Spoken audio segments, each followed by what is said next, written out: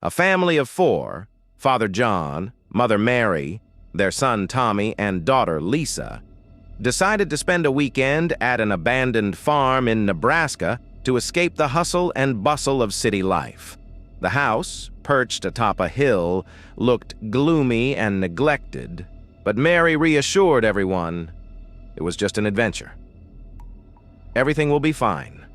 We just need a bit of imagination," she said optimistically, trying to dispel the children's doubts. As soon as they entered the house, they were enveloped by the smell of dampness and neglect. The walls were covered in dust, and torn pages from old newspapers littered the floor. "What a dump," Tommy snorted, looking at the floor with disgust. Night fell quickly. The wind howled outside, amplifying the eerie atmosphere. Suddenly, Lisa woke up to a whisper coming from outside the window. "Mom, I hear voices," she whispered, her voice trembling with panic. Mary tried to calm her down but couldn't shake off her own sense of unease. John, insisting on a rational approach, decided to check what was happening outside. He stepped onto the porch, flashlight in hand, probing the darkness, but found nothing. "Nothing out here. It's all clear," he reassured the family, though his voice wavered with uncertainty. The next day, they found an old diary in the basement. John opened it and began to read aloud. "July 7th, 1922. We hear whispers at night. It seems someone is watching us."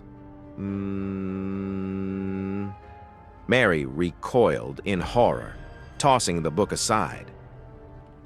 "It's just a coincidence," John tried to soothe her, but his face showed his own worry. Night fell again, and strange things began happening in the house.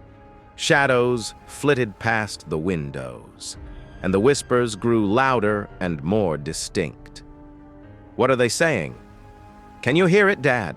Tommy asked, gripping his father's arm.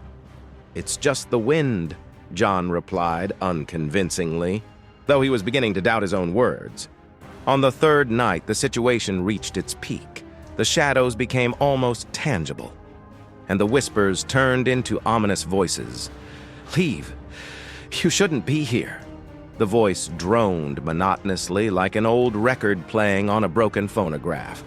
John, armed with an old rusty crowbar, stepped outside. He felt an intense gaze on him, as if someone was watching from the darkness. "Who's there?" he shouted, his voice desperate. In response, there was only silence. Suddenly, something cold and invisible touched his shoulder, and John, unable to withstand it, ran back into the house. "We need to leave right now," he said, his voice breaking. The family, in a state of panic, gathered their belongings and rushed to the car. As they drove away, Lisa glanced back and saw a figure in the window of the house. "There's someone there," she whispered.